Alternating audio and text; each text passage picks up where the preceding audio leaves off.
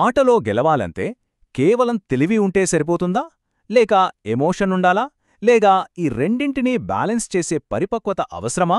ఈ వారం జరిగిన ఆట వెనుక నడిచిన అసలైన ఆటను ఇప్పుడు లోతుగా విశ్లేషిద్దాం. ఆటలో ప్రతి ప్లేయర్ తీసుకున్న నిర్ణయం వెనుక 3 శక్తులు పనిచేశాయి. అవే వ్యూహం, భావోద్వేగం మరియు పరిపక్వత. మరి అసలు గెలుపుకు వీటిలో ఏది దారితీస్తుందో ఇప్పుడు చూద్దాం. ఓకే, ఈ విశ్లేషణను మనం జరిగిన దాని ప్రకారం కాకుండా 3 వేర్వేరు కోణాల్లో చూడబోతున్నాం. 1 స్వచ్ఛమైన వ్యూహం, 2 తీవ్రమైన భావోద్వేగం, 3 సమతుల్య పరిపక్వత. సరే, ఫస్ట్ వ్యూహాత్మక ఎత్తుగడల గురించి మాట్లాడుకుందాం. అంటే పూర్తిగా బ్రెయిన్తో పక్కా లాజిక్తో ఆడిన వాళ్ల గురించి అన్నమాట. ఇందులో ముందుగా చెప్పుకోవాల్సింది డీమాన్ గురించే. అతని ఆటతీరు చాలా క్లియర్, పక్కా లెక్కలు. అంతిమ లక్ష్యమేంటంటే తనకే లాభం జరగాలి, అంతే. ఇక్కడ డీమాన్ లాజిక్ ఎంత షార్ప్గా ఉందో చూడొచ్చు. అతని పాయింట్ సింపుల్: పాయింట్లు మన మధ్య తిరుగుతూ ఉంటే మనకే లాభం. అదే భరణీకిస్తే అతన్ని అందుకోవడం చాలా కష్టం. అంటే ఆటలో ఉండాలంటే సెల్ఫ్ ఇంట్రెస్ట్ ముఖ్యం, అందులో రెండో ఆలోచనే లేదు. ఇక ఇమ్మాన్యుయల్ పరిస్థితి కొంచెం కాంప్లికేటెడ్. ఒకవైపు అతని బ్రెయిన్ స్ట్రాటజీలు వేస్తుంటే, మరోవైపు ఒక సపోర్టర్గా అతని రోల్తో అది క్లాష్ అయింది. కాగితం మీద చూస్తే ఇమ్మాన్యుయల్ సంజనకు చాలా హెల్ప్ చేశాడు. కెప్టెన్సీ బ్యాడ్జ్ ఇచ్చాడు, 50,000 ఓట్లు వేశాడు, టాస్క్లలో కూడా సాయం చేశాడు. కానీ అసలు సమస్య ఇక్కడే మొదలైంది. చూడండి, అతని బ్రెయిన్ గేమ్ స్ట్రాంగ్గా ఉంది, తన పొజిషన్ని సెక్యూర్ చేసుకున్నాడు.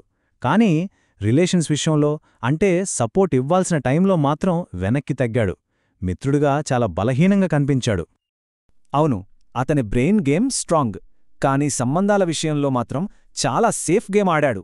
సరిగ్గా ఈ తేడానే చివరికి అతనికి సంజనకు మధ్య పెద్ద కన్ఫ్యూజన్కి, గొడవకి కారణమైంది. ఇక వ్యూహం పక్కకెళ్తే ఏమొస్తుంది? భావోద్వేగమే. ఓకే, ఇప్పుడు స్ట్రాటజీ నుంచి పక్కకొచ్చి కేవలం ఎమోషన్స్తో ఆడిన వాళ్ల గురించి చూద్దాం. సంజన ఎమోషన్ అది 100కి 100% నిజం. అది ఎక్కడ్నుంచి వచ్చిందంటే తను ఒంటరైపోయాననే ఫీలింగ్ నుంచి, నిస్సహాయత నుంచే పుట్టింది. ఆమె అంతలా ఎమోషనల్ అవ్వడానికి 3 మెయిన్ రీజన్స్ ఉన్నాయి. 1 ఆ పాయింట్స్ ఆమెకు చాలా ముఖ్యం, సర్వైవల్ కోసం. 2 ఎవ్వర్నీ హెల్ప్ అడగడానికి మొహమాట పడింది. ఇక 3ది అన్నింటికన్నా ముఖ్యమైనది, నాకు నిజంగా ఎవరూ లేరు అనే ఫీలింగ్.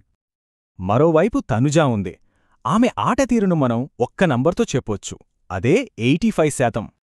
అంటే తనుజ ఆటలో 85% పాజిటివ్ ఇంపాక్ట్ ఉంది, మిగిలిన 15% చిన్న చిన్న నెగటివ్స్. ముఖ్యంగా ఆ సపోర్ట్ అనే మాటొచ్చినప్పుడు ఆమె రియాక్షన్ లాంటివి. ఇది అచ్చం స్టాక్ మార్కెట్ లాజిక్ లాంటిది. ఒక చెడ్డ వార్త మొదటిసారి వచ్చినప్పుడు మార్కెట్ ఒక్కసారిగా పడిపోతుంది. కాని అదే న్యూస్ మళ్ళీ మళ్ళీ వస్తే దాని ఇంపాక్ట్ తగ్గిపోతుంది. తనుజ చిన్న చిన్న పొరపాట్లు కూడా ఇప్పుడు అందరికీ అలవాటైపోయాయి. అందుకే అవి పెద్ద నెగటివ్ ఇంపాక్ట్ క్రియేట్ చెయ్యట్లేదు. సరే, మనం ప్యూర్ స్ట్రాటజీ చూశాం, ప్యూర్ ఎమోషన్ చూశాం. కానీ ఒక ప్లేయర్ మాత్రం ఈ రెండింటినీ బ్యాలెన్స్ చేస్తూ మెచ్యూరిటీతో ఆడాడు. అతనే ఈ ఎపిసోడ్ హైలైట్. భరణీ బలం ఒక్క విషయంలో లేదు, అది 3 స్కిల్స్ యొక్క కాంబినేషన్. 1 ఎప్పుడు మాట్లాడాలో తెలుసుకోవడం, 2 ఇంకా ముఖ్యంగా ఎప్పుడు మాట్లాడకూడదో తెలుసుకోవడం, 3 ఎవరితో ఎలా మాట్లాడాలో తెలుసుకోవడం. ఈ మూడింటినీ పర్ఫెక్ట్గా వాడాడు. సుమన్తో అతను చెప్పిన ఈ ఒక్క మాట చాలు అతని అప్రోచ్ మొత్తం అర్థం చేసుకోవడానికి. నాకోసం ఇవ్వొద్దు, నీకు ఏది లాభమో చూసి ఇవ్వు అన్నాడు. ఇది హృదయం, తెలివి రెండింటిని కలిపిన బ్యాలెన్స్. తనకోసం ఆడకుండా ఇతరులకు దారి చూపించాడు. సో ఫైనల్గా ఇవన్నీ కలిపి చూస్తే ఈ వారం రిపోర్ట్ కార్డ్ ఎలా ఉందో చూద్దామా? చూడండి, భరణి తన మెచ్యూరిటీతో క్లియర్ హైలైట్గా నిలిచాడు. తనుజ 85% పాజిటివ్గా ఆడింది, కానీ పాత సమస్యలే రిపీట్ అయ్యాయి. ఇమాన్యుయల్ బ్రెయిన్ గేమ్ బాగానే ఉన్నా చాలా సేఫ్ ప్లే ఆడాడు. సంజన పూర్తిగా ఎమోషనల్గా తన నిజమైన స్వరూపాన్ని చూపించింది.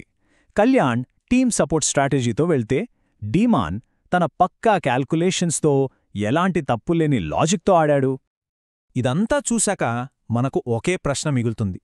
జీవితాన్ని ప్రతిబింబించే ఈ ఆటలో గెలవడానికి కావలసిన అసలైన ఆయుధం తెలివా, భావోద్వేగమా, లేక ఏ సమయంలో ఏది వాడాలో తెలిసిన జ్ఞానమేనా?